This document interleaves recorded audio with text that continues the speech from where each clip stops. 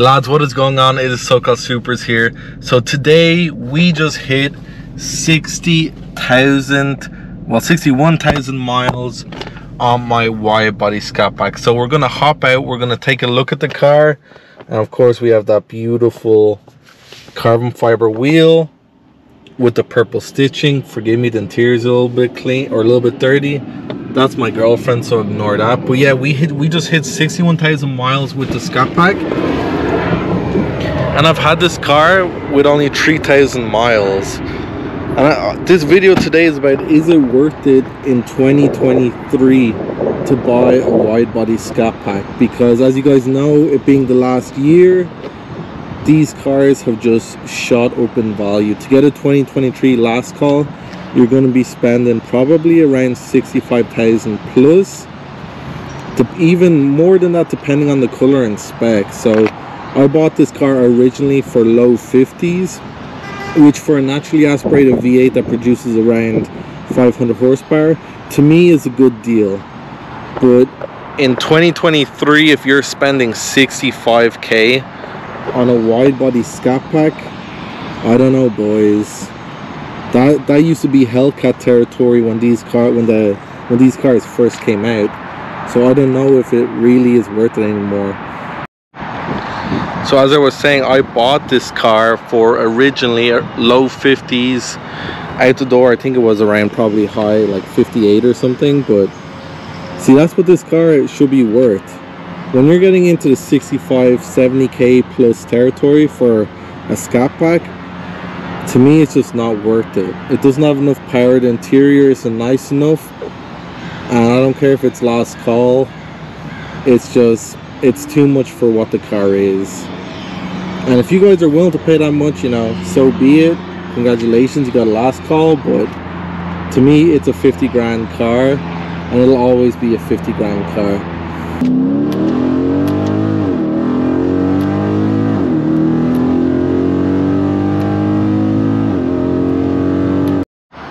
So the car has now 61,000 miles on it. And lads, to be honest, if you are considering getting a Scatpack, you know, you can get, I'm pretty sure you can still get 2019s and 2020s in the 50s. And this car has been really reliable for me. 61,000 miles. And I've had no major issues. The car has run good, suspension's good, engine's been good. The only thing that I did have a problem with, which was because of my own personal fault, was the transmission. I blew the transmission at the drag strip, but not everybody's going to take it to the drag strip, so that's something that I did rather than it be the car's fault. I kept running the car over and over again. I'm pretty sure the transmission got overheated. That was just an expensive learning experience for me. But apart from that, she's been reliable. I've had no major problems. Now it is an absolute gas guzzler, and I converted it to E85. It's full straight pipe with a full Borla attack exhaust, so it is pretty loud. And it's been a great car, I can't complain. I've had a lot of memories with this car. I've definitely got my money's worth out of it in regards to content and everything. And that plum crazy purple with the Widebody, even though it's a Scatpack, it still turns heads. It's still a beautiful car, and it's still a great conversation piece, because a lot of people that, you know, saw these cars back in the 70s and plum crazy purple always talk about it. So alrighty, I'm gonna start it up for you guys so you can really hear it.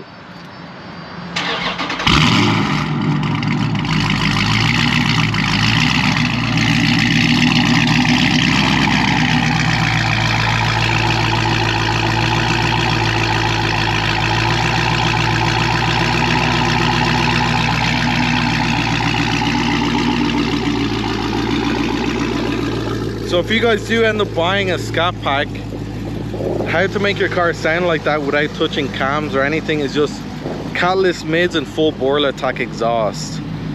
It is really, really loud, and having it in California, you know, you're kind of playing Russian roulette with the cops, but it sounds good. It doesn't sound raspy, it's nice and throaty, and when you really get on it in a race, it's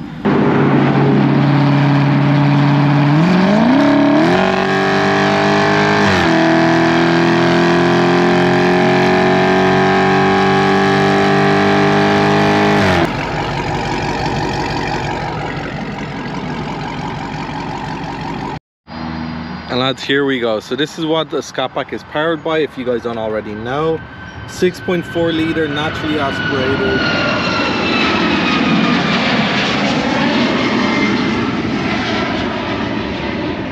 Anyway, it's powered by a 6.4 litre naturally aspirated Hemi V8, powered by SRT. People like to fight about that, but what I did was I converted to full E85. I put the JLT Performance air intake, which gives it a nice little whoosh sound.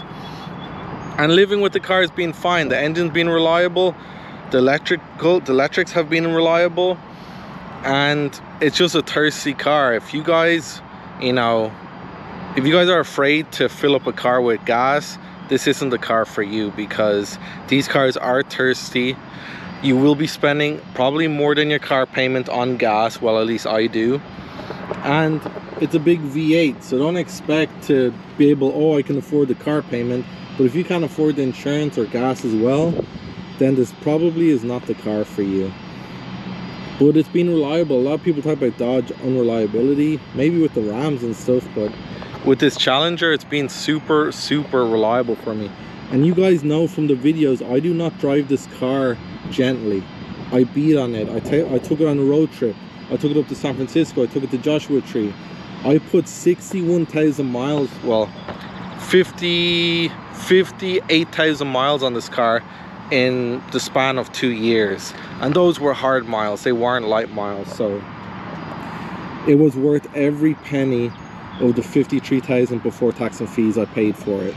So when this car is priced in that price range with the power, the looks and interior and everything, then it's worth it. But if you're spending 65k plus 70k, 75k or whatever for a wide body Scat, unless you're going to park that car up and have it with 0 miles and wait on it for 10-15 years, it's not worth it. It's just not worth it, because honestly I'd rather buy a used Hellcat at that point, or save up a little bit more and get a Hellcat, because I don't know, it's just, to me personally, owning this car, 60,000 miles in this car, so I know it like the back of my hand, and it's just not worth 65 or 70k.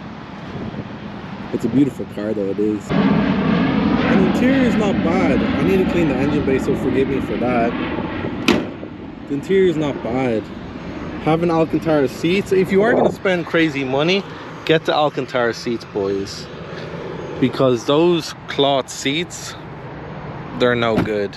And you also will have to swap out the steering wheel, because you get the same steering wheel that's in the SXT. So you're paying 65k, 70k for 2023 with a V6 steering wheel. And that's why within, I think, like 2-3 months of owning the car, I swapped it out for a Vicrez carbon fiber steering wheel with the RPM light, and also it has purple stitching to match the color of the car. So that's just another thing to note.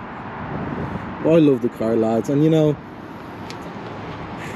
I'll be honest, it's not as fast as a 10-speed Ford Mustang, but to me it's more fun. It's more fun, and not only that, it looks better to me. The 10-speed Mustang, they feel, maybe I'm a big guy, maybe I need to lose some weight, but they feel really small on the side, and they feel a lot cheaper than the Dodge. So this might not be faster than the stock 10-speed, but honestly, I think it's more fun of a car. It looks better, and it's more unique. Having the wide body, having the plum crazy purple, it is a more unique car in my opinion. Because if you think Dodge shits out Challenger wide bodies and Scatpacks and Hellcats, Ford pumps out Mustangs like nobody's business. So I'm gonna take you guys on a drive right now. Let me know your opinions down below. Is it worth it? What should a Scatpack 2023 should be selling for? And if you would spend that money to get something like this brand new. Action for you. Listen to this.